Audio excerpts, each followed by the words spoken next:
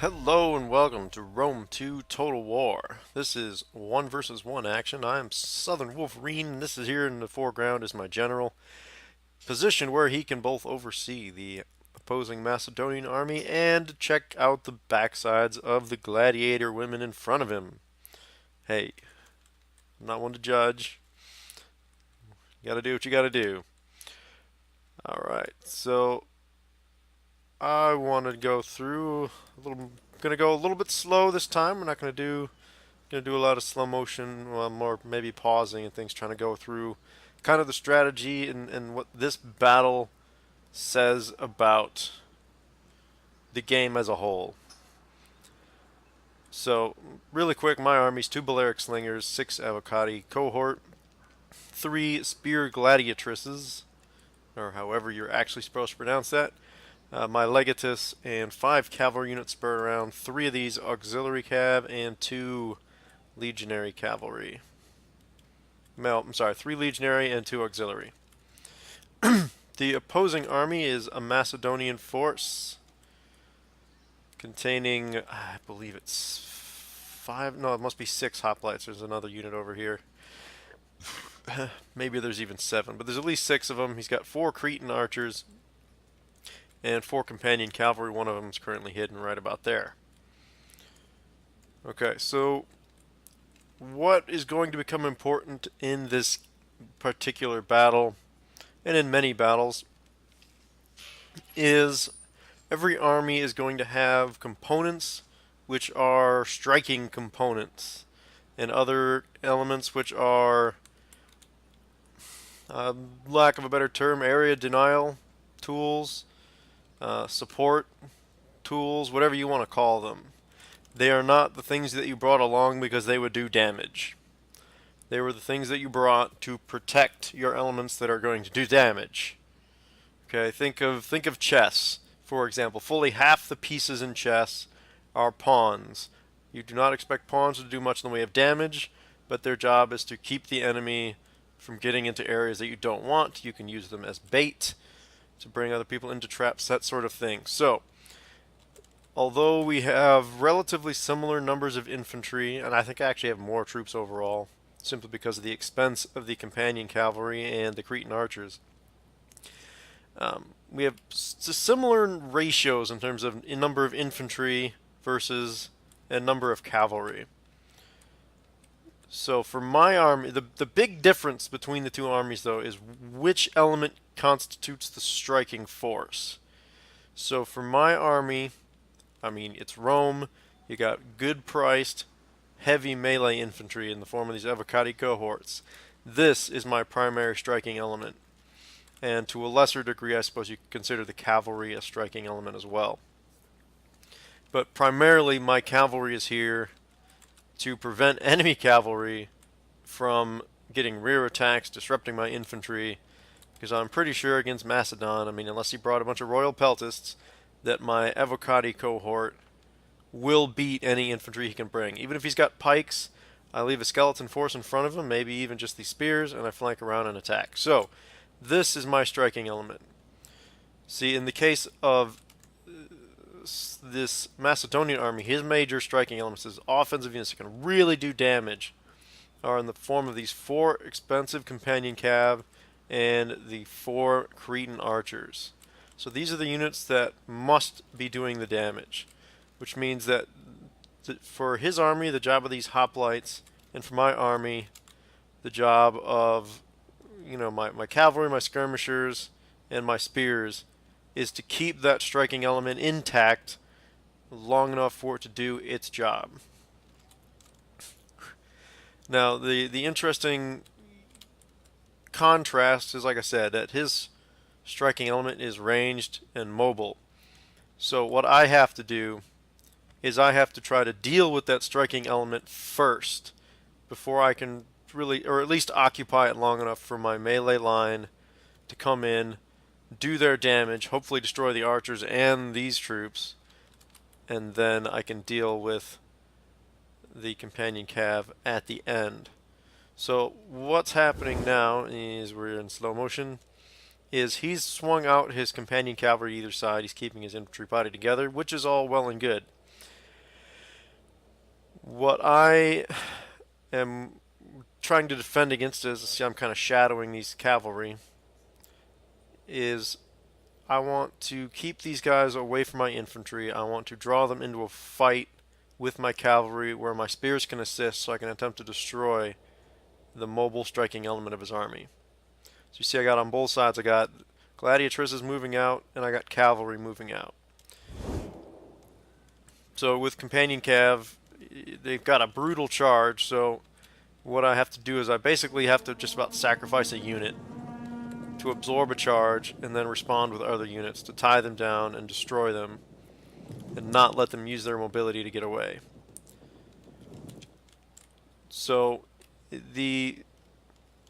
what the Macedonian player here is doing, it just makes sense on the face of it because his cavalry is superior to mine. So he wants to start a cav fight. He probably wants to knock my cavalry out with the very idea that then his cavalry is free to help destroy my infantry, which his hoplites really don't stand much of a chance of doing. So as we get started on this flank, you see very quickly these legionary cavalry getting pretty well thrashed on the charge. But these gladiatresses come in, I pop their charge bonus and their rapid advance to get them into this fight to help pin things down. I'm going to bring another unit over, and I'm bringing the extra unit of cavalry over from the other side. I'm also going to bring the general down here to pop his, he's a, what the hell is the term? A authority general, I think it is. So you see it's not showing up, but he's got the, oh, there it is. Sorry, it is showing up. He's got the raised banner, which is going to increase the melee defense. So I want to get over here and use that to try to help win this fight. And meanwhile, my main striking element is staying back. The last thing I want is for some of these Evocati to take direct charges from companion cav. And being fairly well armored and good defense, they'd actually take that charge reasonably well, but I want them intact to destroy this. So basically here on the other side, I started to move my cavalry in to threaten the Cretans, which is of course his other striking element. And then, so he moves to respond, he cuts that attack off with his other companion cavalry. So now all of his companion cav is engaged, and all of his support units are back here. Now of course the Cretans are helping this fight out by shooting missiles into it. And these gladiatresses did not take that charge particularly well. These are a lighter, what I would refer to as an attacking spear unit as opposed to a holding or defending spear unit like those hoplites over there. So they didn't take that charge particularly well, but they did stop this unit, so it gives me a chance to bring in Evocati cohort. And now you see that as all the cavalry, the mobile striking elements, are all engaged, so I am now going to go ahead and move up my infantry, and I can afford to commit them to this fight since they're not risking taking a charge anymore. They are all, he tries to get one there to help out in this one big fight, but it's really not going to get the job done. And really all these Balearic Slingers are doing at this point is drawing fire, and you see they're doing it quite well. I don't give a damn if these guys live or die. I don't. So I'm, meanwhile, just continuing to press forward. Now I've got the matchup I want. And again, now that the cavalry is free, I can use it to support my infantry. So I'm going to try to attack this striking force in the form of these Cretan archers. Because these holding troops, again, they're not really going to do a lot of damage themselves. He was not really actively using them to defend his troops, whereas I was actively using my support troops. Just because they're defensive units doesn't mean you can afford to just leave them sit there. Alright, so at this point, battle's over. This is clearly about to be a win for me. And what happened in this case is all the cavalry's dead, all his cavalry's dead, and now he simply does not have enough support units left. He doesn't have the right support units left, certainly, to defend what's left of his striking power. He could try to box up, but with only 6 hoplites, he couldn't make a box big enough to defend 4 Cretans. And even then, my Evocati would still force a breakthrough somewhere. So that is the short version of what his mistake is. He did not get his support troops involved in the fight. Now, if those companion cav had hung back a little bit and he moves up and starts hitting me with missiles first, then I have to take the initiative, and he might be able to get the opportunity to use his companions against my infantry in a rear charge or something like that. I mean, you see clearly now his front lines engaged, they're on the hoplite. They still haven't really moved. So I'm going to engage these troops all over the place with the gladiatresses have nothing else to do, so they're going to go ahead and engage this unit that's not already engaged by Avocati. These units that were in the cav fight are going to get the flank on, and my cavalry, which is not really wasn't really built in as a striking element, is just going to take out the enemy striking units. And what this is doing for me, of course, is it's letting my striking units do their job, which is destroy infantry. So there's just not enough support units left to contain. Now, if those companion cav had been out here still, that would have been a very different situation. So in any case, that's pretty much it for this battle. Go ahead and get to the stats screen. So I hope I said clearly the point I was trying to make, which is, I guess the shortest version of that point is that your support units are going to make all the difference in the world. I did not bring my cavalry with the intent that it was going to walk over Macedonian cavalry and destroy Macedonian infantry. I brought it to protect the wings of my heavy infantry formation. And you see my heavy infantry took almost no damage. Just one unit, maybe 20 casualties out of a 160-man unit. Not anything worth worrying about. And my support units of them took a serious beating, but that's okay because I preserved them. As opposed to this companion cavalry, which got decent kills, some of it. Certainly it got great kills on the charge, but then got swamped and was destroyed.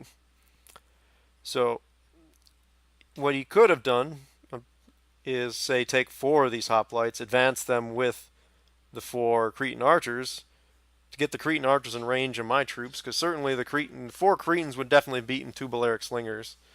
And then he could have split off 2 of the hoplite units to act as support units for the companion cavalry, to either join the cavalry fight or to keep reinforcements from getting to the cavalry fight, which he would have won.